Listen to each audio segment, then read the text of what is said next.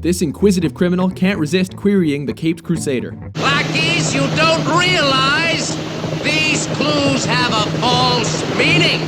Welcome to WatchMojo.com, and today we will explore the comic book origins of Edward Nygma, otherwise known as the Riddler.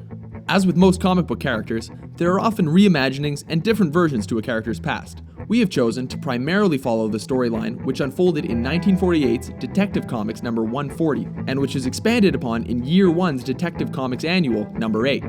Edward Nygma grew up an overly curious child in the town of Waterbury. There, he annoyed his parents and other adults with his unending stream of queries. He soon decided to become a person with all of the answers, even if that meant forming the questions himself. The trigger for his obsession was further pulled when his teacher announced a class contest. This would reward the student that solved a complex puzzle the fastest. Setting his sights on winning, Edward snuck into the school one night in order to practice until he could solve it in under 1 minute. Winning, he was given a riddle book as a prize. With his cheating rewarded, Edward became fixated on similar thrills. This spurred him to lose interest in an ordinary job and similarly cheat by taking on a life of crime.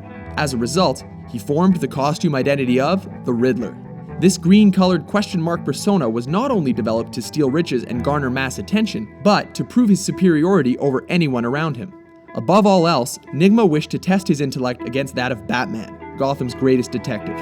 In time, the Riddler became infamous throughout Gotham for his obsessive-compulsive disorder and intense ego, as well as his smooth-talking and quirky personality. He distinguished himself from other villains through his unwillingness to simply try and kill his opponents, instead opting to place them in elaborate traps. Eventually, he enlisted the help of two equally deranged female assistants, named Query and Echo, to help him pull off larger crimes. Due to his constant defeat, the Riddler has found himself frustrated by his powerlessness to stop tipping off Batman and the authorities. As a result, he has attempted several crimes without his trademark tactics. However, the temptation has always proven too great for the neurotic, sending him back to Arkham Asylum for treatment and spurring him to realize that he must be crazy.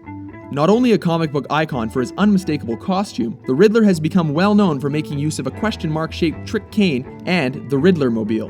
While the villain has always been traditionally shown as a deranged and comical adversary of Batman, recent interpretations have fleshed out the character. These plots included a short-lived reform, which resulted from a blow to his head, curing him of his insanity and obsession with riddles, but leaving his ego and intellect intact.